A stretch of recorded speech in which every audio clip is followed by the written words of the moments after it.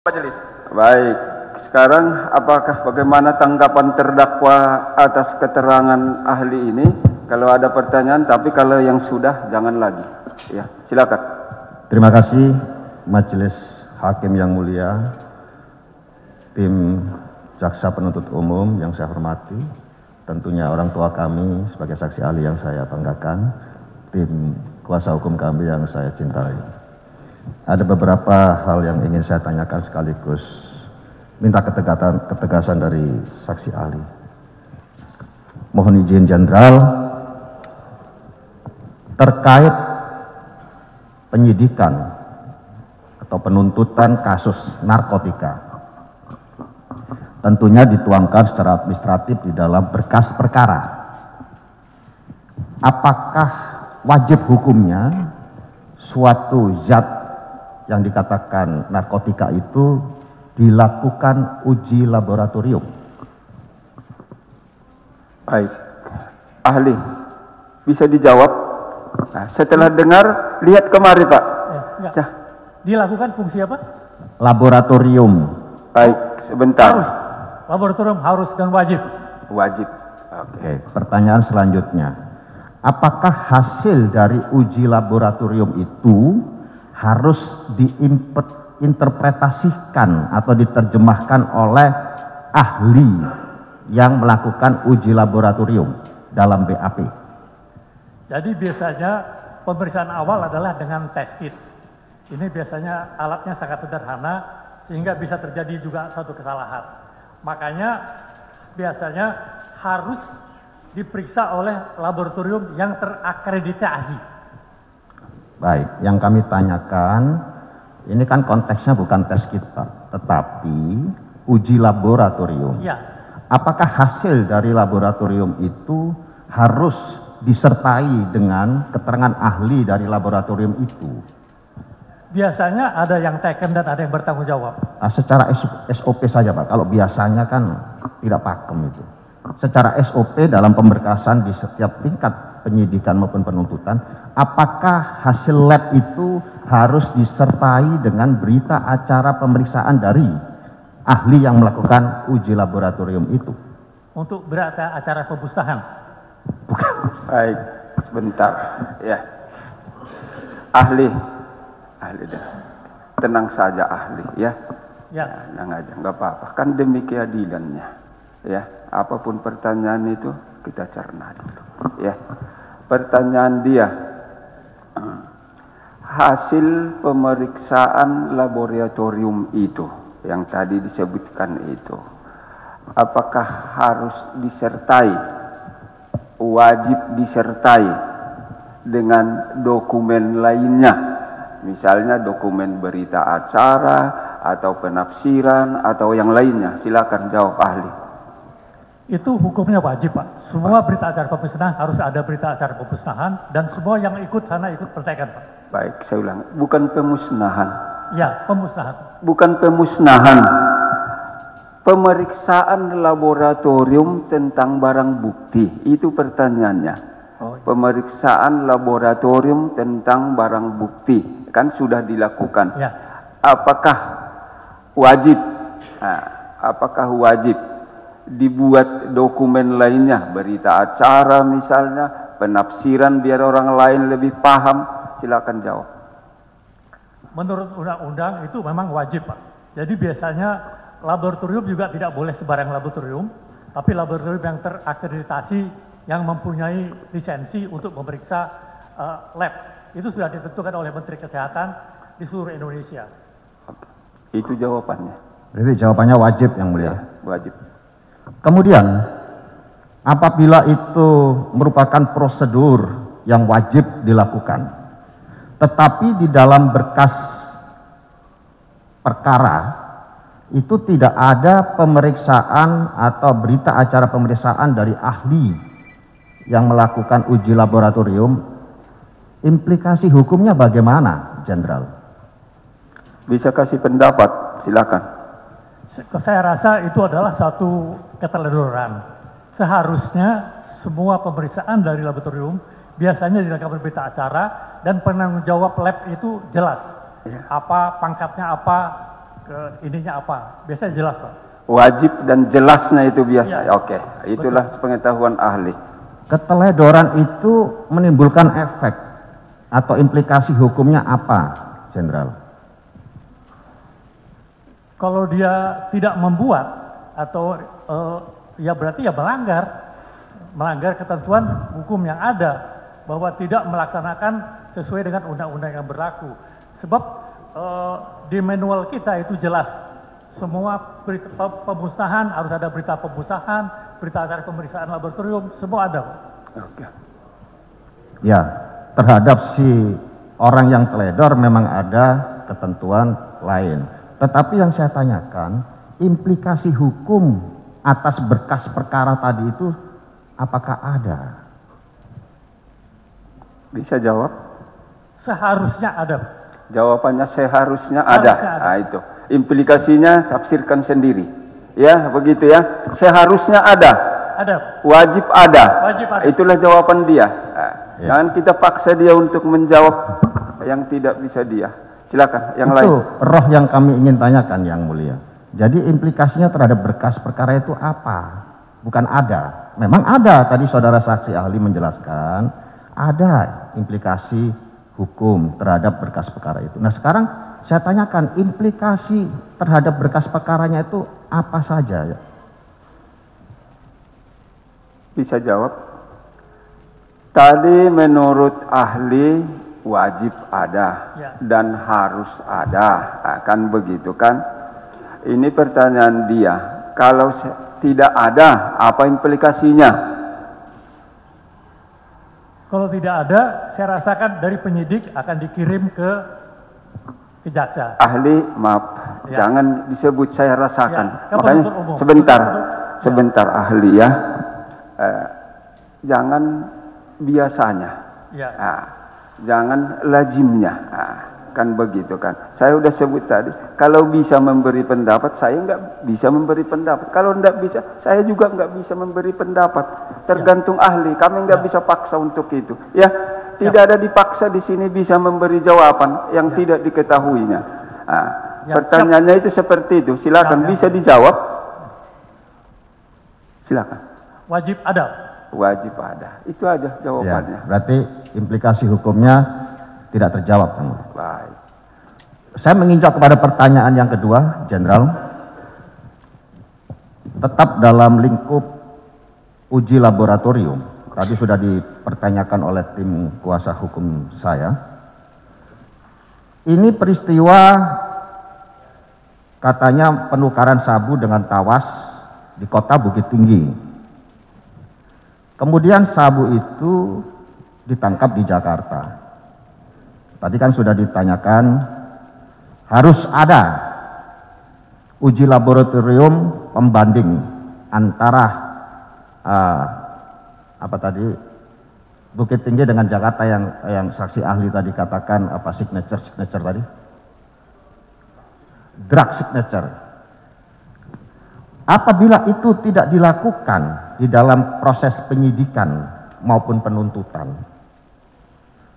baik berupa uji perbandingannya, juga termasuk berita acara perbandingan laboratorium itu tidak ada. Bagaimana implikasi hukumnya terhadap berkas perkara itu? Jadi tadi saya sudah katakan wajib ada. Cuman ini kan kebetulan di kota Bukit Tinggi, Pak. Mungkin sarana-sarana laboratorium yang ada hanya Balai POM. Kecuali di Jakarta. Di Jakarta lab banyak. Kita bisa ada laboratorium Kementerian Mabes, ada laboratorium BNN, ada laboratorium pusat POM. Tapi kalau di Bukit Tinggi mungkin yang paling jago ya hanya lab Balai POM. Sebab dari polisi pun kita nggak punya.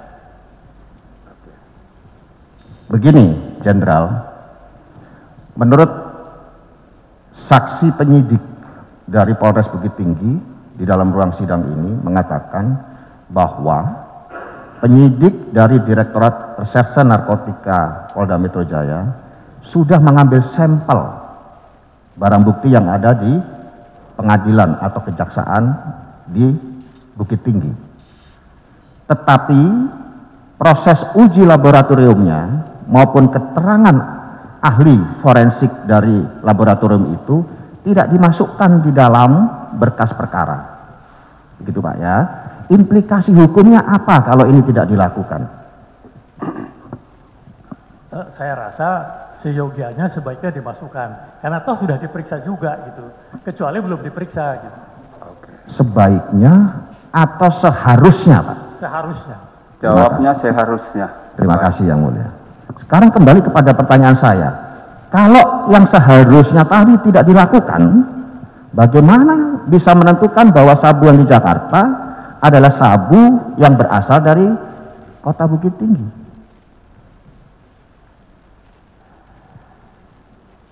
Saya kurang jelas. Maksudnya apa? Maksudnya? Kan itu tidak dilakukan Pak, uji pembandingan ini. Ya. Jadi bagaimana bisa membandingkan atau bisa mengatakan bahwa sabu yang di Jakarta sekarang itu adalah berasal dari Bukit Tinggi? Ya. Jadi kemampuan lab kita, memang lab kita punya kemampuan untuk drug segregation tadi, sehingga bisa mengetahui barang A atau barang B berasal dari barang yang sama atau tidak. Baik, bentar. Jawaban dia tadi wajib. Dari jawaban dia itu sebenarnya udah bisa kita ambil tarik apa makna fakta yang ingin kita peroleh, ya. Baik, terima kasih Yang Mulia. Dia menjawab seperti terjebak dia nanti. Oke. Pertanyaan lain, silakan. Sebetulnya pertanyaan kami tidak terlalu rumit Yang Mulia. Kemudian saya ke 3 Jenderal, mohon izin. Tentunya narasi yang dibangun oleh media dan sebagainya sekarang ini adalah bahwa sabu itu berasal dari Bukit Tinggi, berasal dari penukaran katanya barang bukti. Apakah dalam konteks perkara ini harus ada atau wajib hukumnya pembuktian atas penukaran itu? Maksudnya barang bukti? Begini, Jenderal, perkara ini kan katanya sabu yang ditangkap di Jakarta berasal dari hasil penukaran di Polres Bukit Tinggi. Apakah wajib hukumnya ada pembuktian terlebih dahulu bahwa sabu ini benar-benar berasal dari Bukit Tinggi atau sabu lain? Karena penangkapannya adalah jenis sabu, mungkin itu tidak perlu, karena hasil pemeriksaan awal yang ada di Polda Metro sudah dinyatakan bahwa itu adalah jenisnya sabu. Berarti asal-usul sabu tidak perlu dibahas? Iya. Terima kasih Yang Mulia. Terima kasih Jenderal. Kemudian yang keempat, tadi dinamika sidang mengatakan bahwa menyisihkan barang bukti lah, ada istilah menyuruh menjual dan sebagainya. Kalau yang sesungguhnya itu baru rencana melakukan entrapment kepada target operasi menggunakan barang bukti yang telah disita oleh kejaksaan. Hukumnya bagaimana, Jenderal? Jadi barang bukti yang sudah disita tidak dapat digunakan kembali untuk apalagi untuk tugas penjebakan berikutnya. Betul teori itu. Tetapi ini kan baru tataran rencana pinjam. Kalau yang mau meminjamkan itu tidak mengizinkan, bagaimana pendapat ahli? Aturan tetap nggak boleh, Pak. Iya, aturan tidak boleh. Tetapi kan rencana meminjam. Kalau yang meminjamkan itu tidak meminjamkan, itu ketentuannya bagaimana? Menurut pendapat ahli. Ya, kita harus kembali ke aturan. Karena kita kalau melihat manusia kan repot. Aturannya memang tidak boleh. Baik. Walaupun masih rencananya, aturannya tidak boleh. Begitu. Baik. Yang lain. Kami lanjutkan dengan pertanyaan sehubungan dengan itu. Apakah Jenderal masih ingat asas legalitas bagaimana yang diatur di dalam pasal 1 ayat ke-1 KUHP? Ingat sekali. Ingat. Bahwa tidak ada satu orang yang bisa dihukum tanpa ada undang-undang mengaturnya. Terima kasih. Beliau guru saya, Pak. Tentunya masih ingat beliau mengajarkan itu. Tadi Jenderal mengatakan bahwa ketentuannya dilarang. Saya bertanya, ketentuan mana yang melarang sabu yang telah disita kemudian akan atau berencana digunakan untuk entrapment terhadap target operasi? Itu ketentuan mana yang melarang? Bisa jawab? Saya kurang jelas Pak ininya, pertanyaannya. Baik, saya ulangi. Ya, pertanyaannya saya perjelas ya. Tadi disebut rencana melakukan perbuatan, rencananya saja pun tidak bisa menukar, menjual untuk kepentingan lain, kan begitu rencana. Pertanyaan dia, di mana itu diatur sepengetahuan ahli yang tidak bisa itu? Silakan jawab. Saya ulangi ya itu. Bentar Pak ya. Tadi ahli sudah menjawab bahwa penggantian barang bukti, penyisihan, menjual, bahkan disebut oleh terdakwa tadi merencanakan, baru merencanakan. Itu pun menurut aturannya tidak boleh. Bisakah ahli memberi pendapat tentang itu? Silakan. Siap. Jadi di Undang-Undang Narkotik itu mulai dari Undang-Undang Nomor 9 tahun 76, 2297 dan 3529, rencana pun tidak boleh di dalam Undang-Undang Narkotika.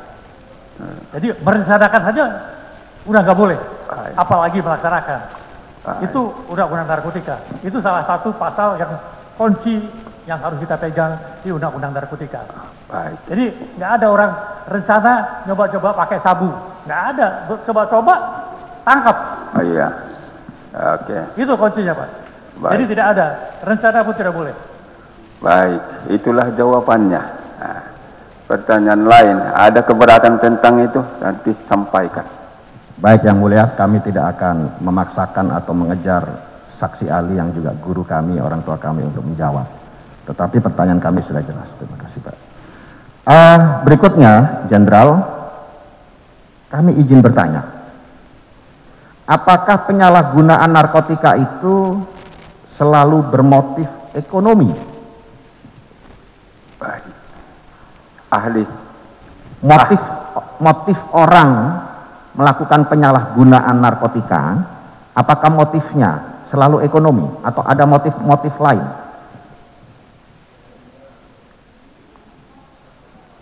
Ahli, sebentar. Ya, itu karena sudah tua ahli nih. Saya hitung-hitung di sini 76 tahun dia. Baik. Bisa sebentar. Bisa ahli terangkan motif melakukan tindak pidana narkotika tersebut? Apakah selalu hanya motif ekonomi atau ada motif-motif lain? Silakan. Jadi untuk narkotika ini memang yang paling utama adalah motif ekonomi Pak. Tapi ada motif-motif lain, misalnya balas dendam dan lain-lain yang seperti terjadi di kartel-kartel di luar negeri. Jadi itu bisa terjadi. Tapi untuk Indonesia, saya katakan yang terbanyak adalah motif ekonomi. Mengapa saya katakan motif ekonomi? Karena waktu undang-undang narkotika kita baru keluar, itu jumlah pemakai narkotika di Indonesia hanya 0,0001%. Income per kapita kita waktu itu hanya $300. Malaysia waktu itu sudah 3% dari jumlah penduduknya mereka. Karena income mereka lebih tinggi dari kita. Jadi di situ ketahuan bahwa income per kapita berbanding lurus dengan pemakaian narkotika. Jadi kalau kancingnya ditanya, motifnya ekonomi lebih besar di Indonesia. Oke, itu jawabannya. Silakan yang lain. Apakah ada di Indonesia? Jadi kita tidak bicara benua lain ini, Jenderal. Apakah ada di Indonesia motif penyalahgunaan narkotika itu karena loyal atau takut kepada seseorang? Saya rasa ya selama saya bertugas lama di Kesatuan Narkotik dan terakhir saya adalah jadi kepala BNN, itu belum pernah ada ajas loyalitas kita pakai untuk membenarkan urusan narkotika. Terima kasih. Baik, itu jawabannya. Oke. Mohon izin yang terakhir, Jenderal. Ya. Ini juga sudah menjelang duhur. Kapan suatu tindak pidana narkotika itu dianggap ada? Kalau pembunuhan 338 itu kan ketika secara material ada mayat yang diduga terbunuh.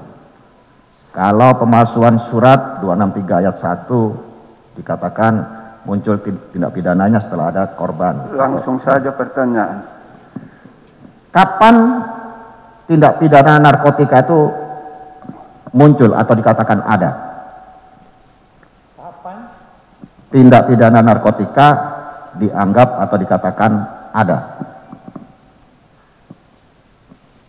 Jadi maksudnya kapan tidak pidananya terjadi, maksudnya gitu. Betul, Sebentar, ahli. Nah, kalau sudah agak bingung, ke sini lihat biar terang, ya. Oke. Nah, ahli. Ya. Iya. Jadi yang pasti, sebentar. Pertanyaan terdakwa itu, saya mau original itu fakta di persidangan ini, ya. Kapan dikatakan suatu tindak pidana itu merupakan tindak pidana narkotik? Mulai kapan dia? Silakan. saya rasa itu adalah suatu hal yang memang berlaku di Undang-Undang Narkotika. Saya katakan tadi, perencanaan saja sudah tidak pidana, apalagi sudah terjadi. Baik. Jadi tidak ada istilah coba-coba di dalam Undang-Undang Narkotika. Baik, itu jawabannya. Ada pertanyaan yang terakhir lagi? Apakah suatu percakapan yang menyangkut narkotika, tetapi tidak ada objek narkotika yang dimaksud, baik wujud aslinya, fotonya, gambarnya, atau videonya, itu dapat dikategorikan sebagai tindak pidana narkotika? Saya tadi berikan contoh yang paling gampang tadi, Iya. bahwa Jenderal Noriega itu adalah seorang jenderal berbintang 4. Barang bukti tidak ada padanya. Barang bukti tidak ada padanya. Tapi jika ditangkap drug enforcement Amerika, ternyata drug enforcement sudah mempunyai data-data elektronik yang sangat cukup dan sangat panjang. Jadi belum tentu orang yang terkena narkotika itu harus ada barang bukti padanya, harus dites darah positif, itu nggak perlu. Jadi bandar besar clean, pasti tidak akan ada narkotika padanya. Baik. Oke ya, itulah pendapatnya. Simpulkan kelak. Silakan, ada pertanyaan lagi? Tidak ada, Yang Mulia. Kesimpulannya saya juga pusing, Yang Mulia. Baik, silakan.